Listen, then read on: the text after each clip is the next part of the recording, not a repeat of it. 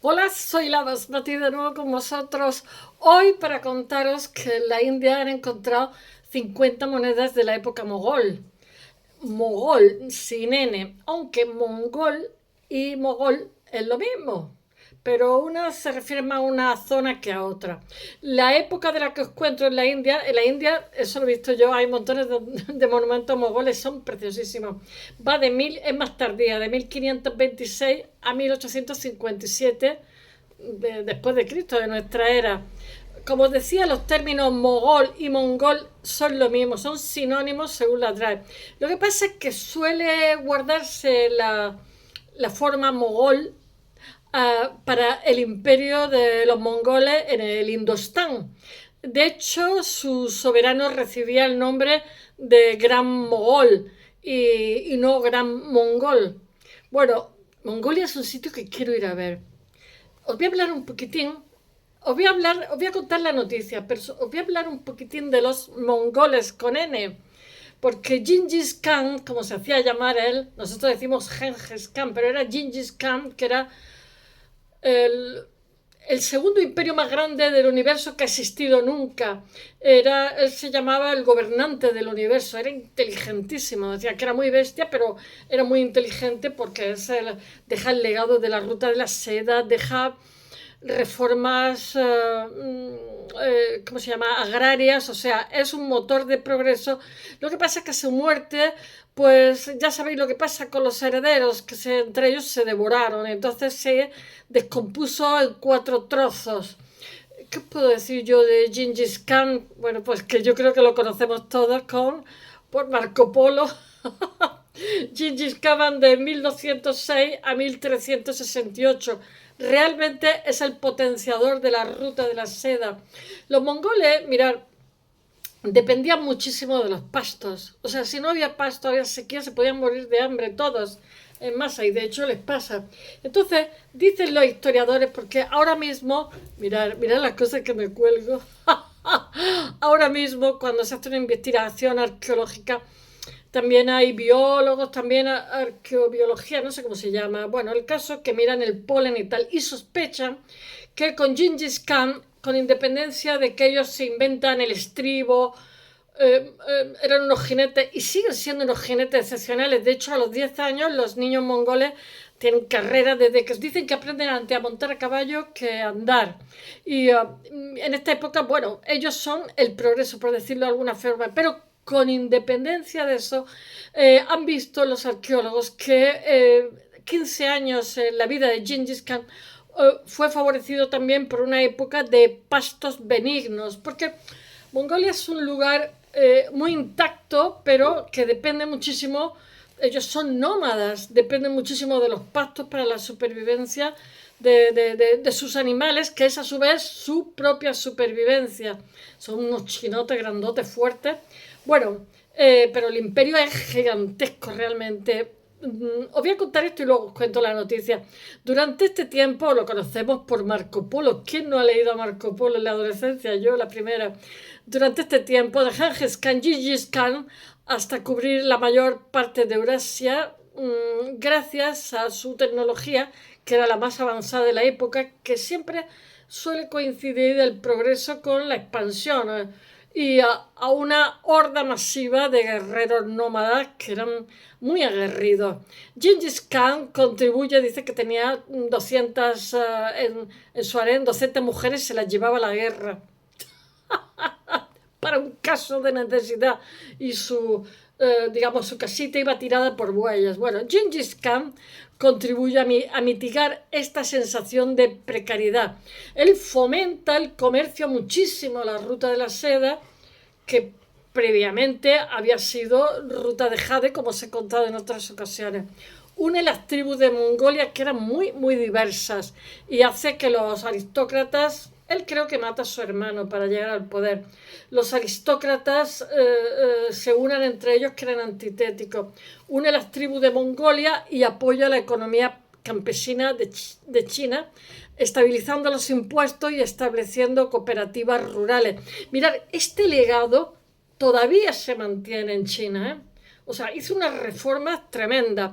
Reforma también las leyes de su pueblo e introduce una forma de gobierno como feudal militar. Abraza el comercio, la libertad religiosa y adopta la tecnología avanzada de la época, como los estribos, los arcos compuestos, como os he contado, las armaduras de cuero y, por supuesto, la pólvora. Porque la pólvora aquí es a partir del Renacimiento, pero la pólvora está presente antes. Os he dicho que en el Renacimiento no hay tanto descubrimiento. En el Renacimiento lo que hay es una especie de boom. O sea, aunque la pólvora, el papel y montones de cosas estuvieran descubiertas y se usaran antes, realmente cuando tiene repercusión social es a partir del Renacimiento. Por eso, cuando estudiamos historia decimos, bueno, el Renacimiento es una época de grandes descubrimientos. No, el Renacimiento es una época de gran repercusión social de estos descubrimientos, porque nosotros cuando hacíamos arte nos explicaban que teníamos que aprender a mandar, ¿cómo se dice?, notas de prensa cuando íbamos a exponer nuestras modestas exposiciones, porque si una exposición no tenía repercusión social era invisible, no existía, ¿no? Pues con los descubrimientos pasa lo mismo. Cuando valoramos a Tesla hoy en día, en su época no se valoró, pobrecillo. Bueno, la disputa de sus sucesores, como os he contado, terminaron por dividir absolutamente el imperio en 4 trozos. Bueno, pasó también con Alejandro y el imperio romano también se partió. Esto se hizo en vida entre 2 hijos, el imperio romano de Oriente y el de Occidente. El de Occidente en el siglo V feneció, se descompuso, fueron las emigraciones bárbaras, y el otro duró 1000 años más hasta la toma de Constantinopla por los turcos en 1452. Bueno, en 1368 estas 4 partes se habían desintegrado y el imperio mongol dejó otros legados, que fue, como os he dicho, la ruta de la seda y su historia de comercio, bueno, el desarrollo cultural y el potencial de una era moderna que estaba totalmente caracterizado por la unidad, la cohesión de la diferencia de pueblos dispares y una paz, la Pax Mongola que hubo en época de Gengis Khan, una paz que era relativa, pero es que para comerciar se necesita paz. Y bueno, la innovación del imperio mogol todavía perdura en China, como os he dicho. El imperio mogol, lo que pasa es que se extendía desde del norte de Afganistán y la parte oriental de Persia hasta las tierras altas de la meseta de el Skan en el sur de la India. Aquí pues duró bastante. Entonces, la noticia por la cual os hago esta introducción de 7 minutos es que 49 monedas del imperio mogol que la India va de 1526 a 1857, de ahora, después de Cristo, algunas de ellas se han encontrado y muchas de ellas tienen inscripciones persas. Bueno, pues un grupo de albañiles ha descubierto un tesoro que se quería quedar con él. Un tesoro de monedas de la era mongol Chauhara.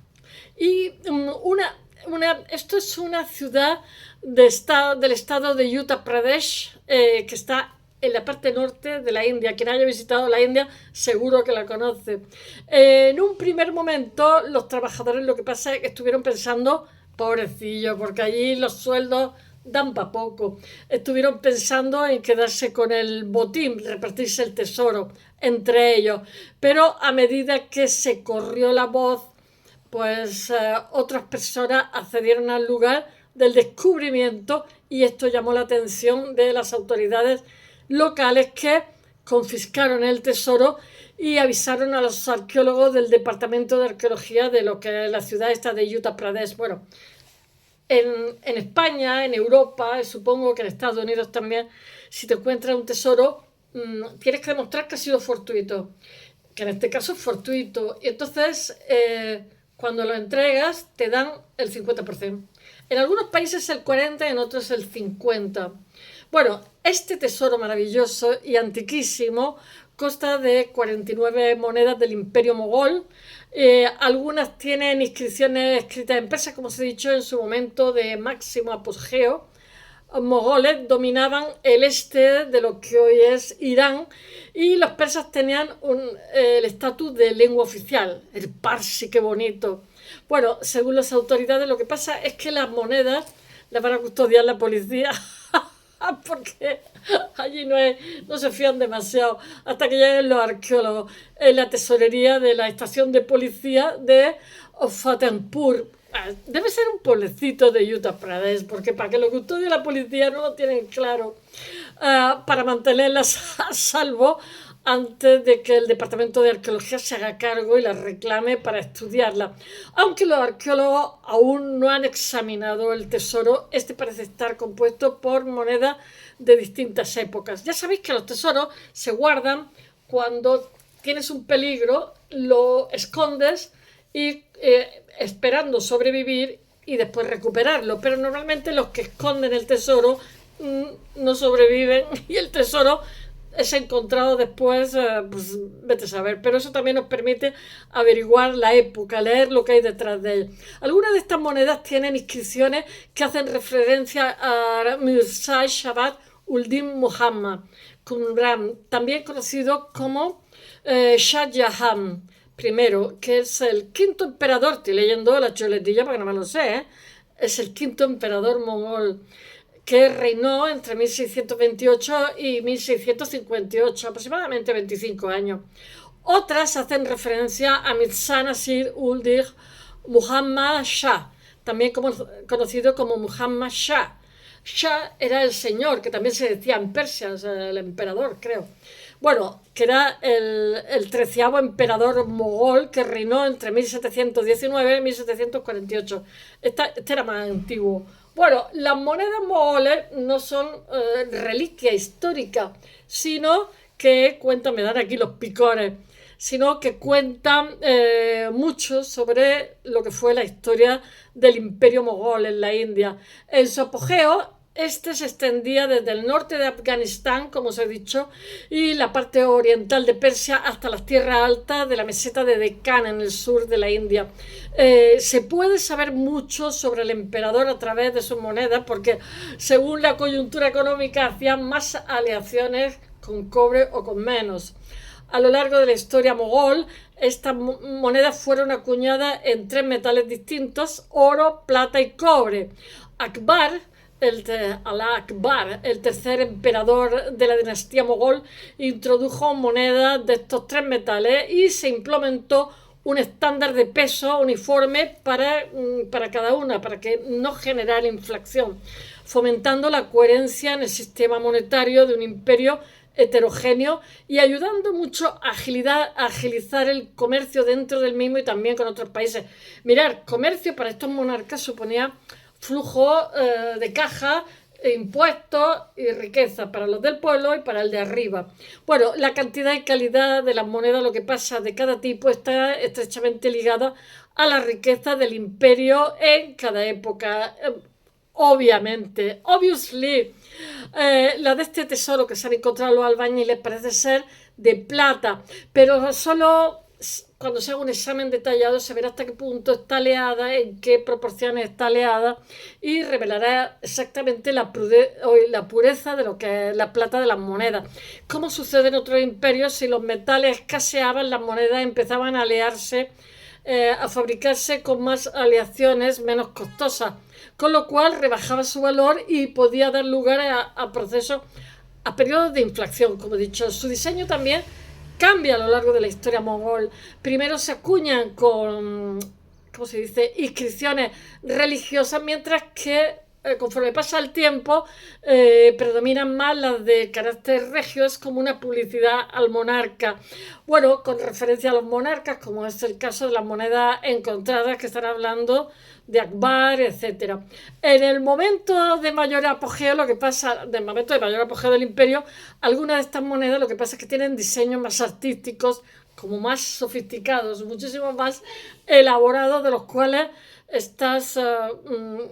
la mayoría carecen. Bueno, espero que os haya gustado y hasta mañana. Bye.